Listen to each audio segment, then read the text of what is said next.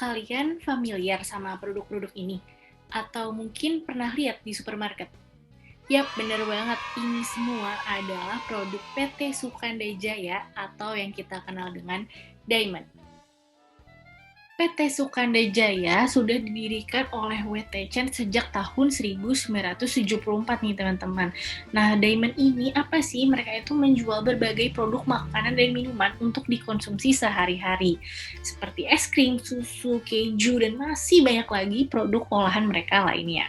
Nah, tapi sejak awal-awal mereka berdiri ini, mereka adalah PMA atau perusahaan investasi langsung.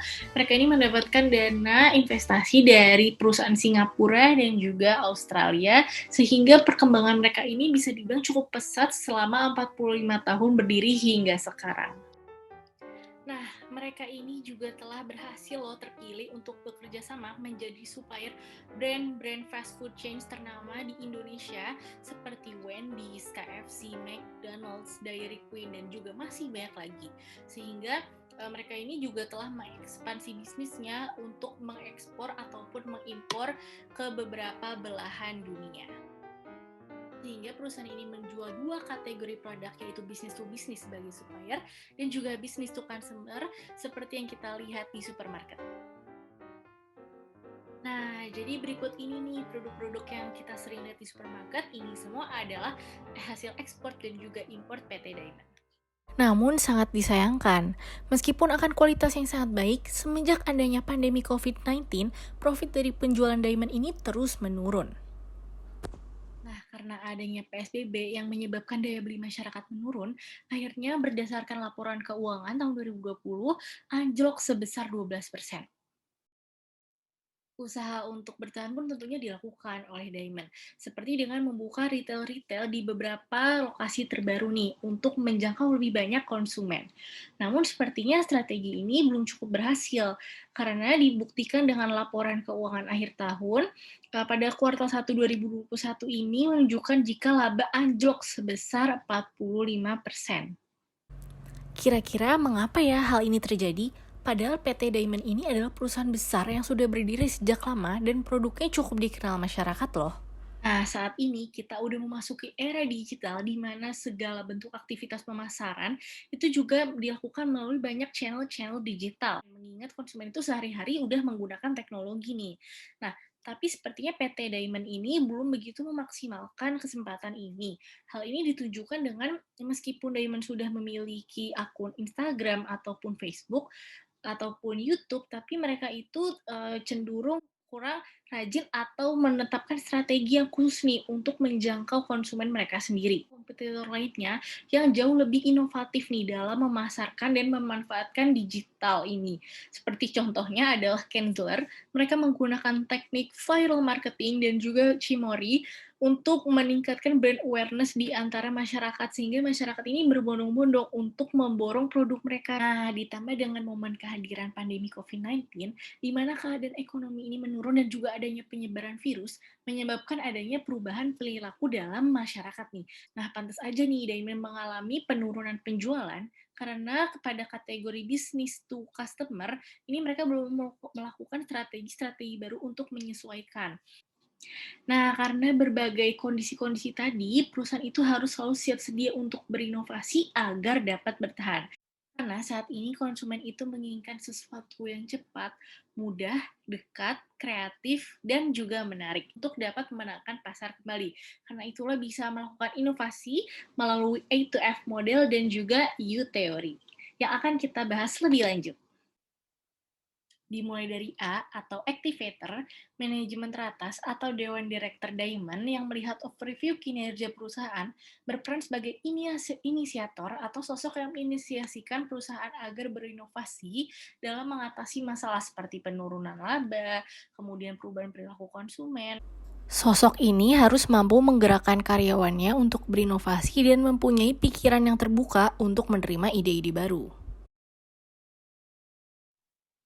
Kemudian B atau browser atau seorang informator yang merupakan pihak yang berperan untuk melakukan research nih agar bisa mengumpulkan data dan nantinya inovasi bisa disesuaikan dan dilakukan. Pada kondisi diamond, ahli riset atau data analis dapat berperan untuk melakukan penelitian. Nah, nantinya agar bisa memperoleh informasi yang akurat sesuai dengan keinginan atau tren yang berlangsung, sehingga bisa menyocokkan keadaan pasar terlebih nih di tengah kondisi pandemi COVID-19.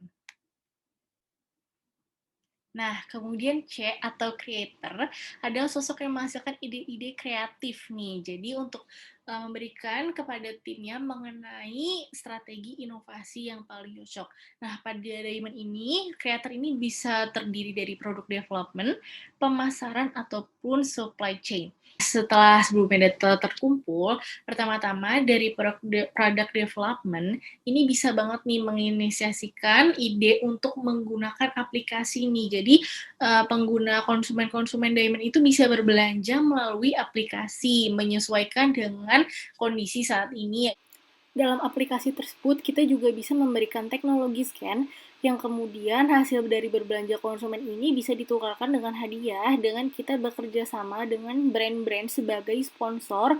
Dengan memberikan sistem reward setelah berbelanja akan menimbulkan rasa penasaran pada konsumen sehingga mereka akan semakin tertarik untuk berbelanja di Diamond. Hal ini belum dilakukan oleh kompetitor-kompetitor lain di bidang makanan dan minuman sehingga akan menjadi unique selling point yang menarik untuk Diamond.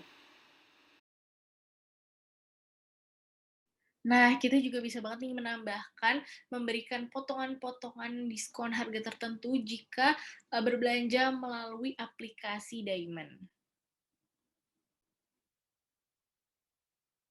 Nah, kemudian tim pemasaran juga bisa nih memberikan ide dengan memasarkan produk melalui dua strategi. Nah, yang pertama above the line yaitu adalah dengan membuat YouTube Ads yang kreatif seperti membuat web series dengan temanya berbelanja di Diamond. Juga kita bisa banget nih memasang videotron di sepanjang jalan agar konsumen secara luas itu menyadari akan brand Diamond. Nah, sedangkan untuk True the Line atau menargetkan konsumen-konsumen khusus, yaitu kita bisa banget nih, Diamond mengekspand menggunakan media TikTok, yaitu dengan membuat akun baru, marketing, atau bekerja sama dengan key opinion leader di bidang sesuai, yaitu misalkan KOL yang berada di bidang memasak, dengan membuat resep-resep tertentu nih, menggunakan bahan-bahan dari Diamond, dengan kita memberikan sponsor. Nah, kemudian untuk bagian supply chain, Perusahaan dapat memperluas upaya distribusi selain ke konsumen namun juga dari segi produk bisnis to bisnis mereka. hal ini diwujudkan bisa banget dengan mengajak small business atau UMKM untuk bekerja sama, yaitu Diamond sebagai suppliernya, sehingga memberikan supply bahan-bahan baku untuk digunakan, yaitu dengan memberikan harga-harga khusus nih. Karena kita ini juga peduli terhadap UMKM apalagi di tengah masa pandemi seperti ini. Nah, tidak lupa sudah saatnya juga nih untuk Diamond mengekspansikan channelnya ke e-commerce agar konsumen ini semakin banyak pilihan untuk menjangkau. Nah, setelah ini ada D atau developer, merupakan aktor yang berperan untuk mengembangkan proses ide menjadi sebuah solusi sehingga dapat direncanakan atau direalisasikan nih. Developer ini harus mengembangkan inovasi yang telah diusul. Hal ini bisa diwujudkan dengan membuat bisnis plan atau bisnis roadmap beserta target indikator keberhasilan yang nantinya cocok dilakukan oleh tim development dan planning Diamond. Serta untuk menambah tim pengembangan teknologi dalam merancang aplikasi beserta fitur-fitur uniknya agar bisa terrealisasi.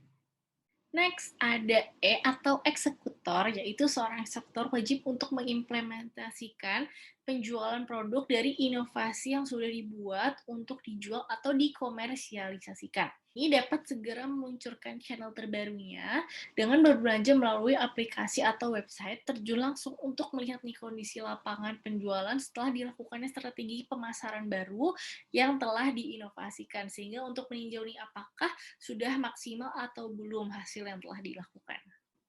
Terakhir adalah F atau facilitator, Yang berfungsi untuk memfasilitasi dan menyediakan pendanaan untuk pengembangan, penelitian, dan juga inovasi. serta menyediakan sumber daya, baik untuk sumber daya manusia ataupun sumber daya yang digunakan perusahaan. Nah, pada Diamond ini, direksi perusahaan atau pengawas dapat berperan sebagai fasilitator.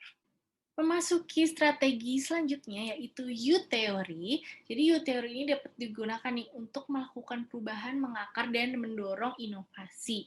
Nah, karena pada teori yang diusulkan oleh Prof. Otto Scharmer ini mengajak seseorang untuk melakukan transformasi terhadap ide-ide baru nih yang ada di dalam diri kita sebagai individu ataupun ada di dalam organisasi. Nah, untuk melakukan hal ini tentunya tidak boleh terhalang emosi. U-Theory terdiri dari 5 langkah yang akan kita bahas lebih lanjut setelah ini. Pertama dengan co-initiating atau ketika para anggota bergabung dengan kelompok inti, mereka akan mempertaruhkan nih niat yang sama di sekitar tujuan mereka dan juga orang-orang yang ingin mereka libatkan dengan proses yang ingin mereka gunakan. Nah, pada situasi Diamond, pemimpin Diamond juga harusnya melihat situasi yang sedang terjadi. Mendengarkan masukan yang didapat dari anggotanya sehingga kemudian mampu meluruskan visi bersama untuk mencapai tujuan perusahaan dalam berinovasi. Kedua adalah co-sensing atau para anggota kelompok melihat tujuan bersama dengan kedalaman dan juga kejelasan nih, sehingga mereka sadar akan potensi kolektif mereka sendiri dan membuka persepsi baru. Perlu adanya kesadaran dari seluruh divisi yang ada di Diamond untuk menyadari potensi yang dimiliki masing-masing sehingga dapat dikembangkan. Agar nantinya inovasi yang terjadi ini bisa menyeluruh dan sebuah kesatuan dan menjadi maksimal. Hal ini bisa banget dilakukan dengan melihat secara kritis nih potensi yang ada pada perusahaan. Diamond itu secara perusahaan memiliki suatu kualitas yang amat sangat baik, karena itu harus dimanfaatkan nih dengan melihat celah-celah apa saja yang bisa dilihat untuk meningkatkan penjualan di Diamond, baik itu inovasi di marketing ataupun melakukan penurunan harga dan lain-lainnya. 4. Ada co-creating dengan menggunakan prototype yang menghasilkan serangkaian contoh hidup sederhana untuk menjelajahi masa depan. Yaitu, Diamond bisa banget nih maksudnya dengan bertindak sesegera mungkin untuk melangsungkan inovasi-inovasi yang telah dibuat, mengimplementasikan strategi yang telah dirangkai, ataupun dengan terobosan inovasi-inovasi produk terbaru. Terakhir, ada co-evolving atau kembali meninjau dan memikirkan nih apa saja yang sudah dipelajari pada proses sebelumnya, sehingga bisa menentukan nih tindakan-tindakan apa saja yang bisa bekerja kepada tiap anggota, serta menentukan nih tindakan mana yang harus dipilih untuk menghadapi situasi-situasi tertentu yang ada berdasarkan dampak bagi performa dan juga keberlangsungan perusahaan. Karena itulah berdasarkan prinsip yang paling penting dipelajari dalam mata kuliah inovasi organisasi, yaitu innovate or die. Karena in order sebuah perusahaan untuk survive, kita harus selalu inovasi mengikuti perkembangan zaman. Terima kasih, thanks for watching.